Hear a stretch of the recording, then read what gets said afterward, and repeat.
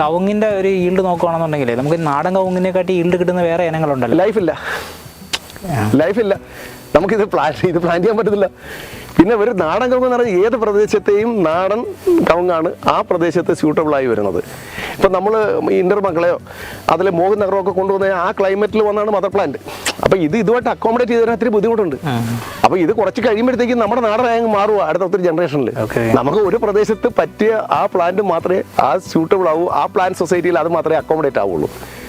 ബാക്കിയൊക്കെ വളരും കായ്ക്കും, പക്ഷേ റെക്കോർഡ് റിസൾട്ട് കിട്ടത്തില്ല. അപ്പൊ നാടാണെങ്കിൽ ഒരു പ്രശ്നമില്ല, നിങ്ങൾക്ക് നാടൻ കാച്ചിക്ക് ഞാൻ കാണിച്ചില്ലേ, ഇത് 4th ഇയറാ. ജോലിക്ക് കിട്ടാത്തതെന്ന് പറഞ്ഞാൽ ആളുകൾ പറയുന്ന മുഖ്യ പറയുന്നൊരു കാര്യമുണ്ട്, കവുങ്ങ് പാക്ക് പറിക്കാൻ ആളില്ല. റബ്ബർ വെട്ടാൻ ആളുണ്ടല്ലോ നമുക്ക് ഉണ്ടല്ലോ. എന്തിൻ്റെയും നോൺ അവൈലബിലിറ്റിയാണ് ലേബേഴ്സിന്റെ കുറവെന്ന് പറയുന്നത്. ഇപ്പൊ വന്നു കഴിഞ്ഞാൽ 20 അടി വരെ ഉള്ളതിനെ പിടിക്കാനുള്ള തോട്ടമുണ്ട്, അതിനകത്ത് കത്തിയുള്ള തോട്ടമുണ്ട്, പിടിച്ചിടാം. ഞാൻ അതിലാണ് ചെയ്യുന്നത്. അതായത് 3 സ്റ്റേജ് എക്സ്റ്റെൻഡ് ചെയ്യാം. 5 അടി 6 അടി വീതം 3 സ്റ്റേജ് 18 അടി. അപ്പോൾ അതൊക്കെ നമുക്ക് ഒരേ ഉപാധികൾ പറയുന്നതാണ്. നമുക്ക് വേണമെന്നുണ്ടെങ്കിൽ ഈ സാധനം എല്ലാം ചെയ്യാൻ പറ്റും.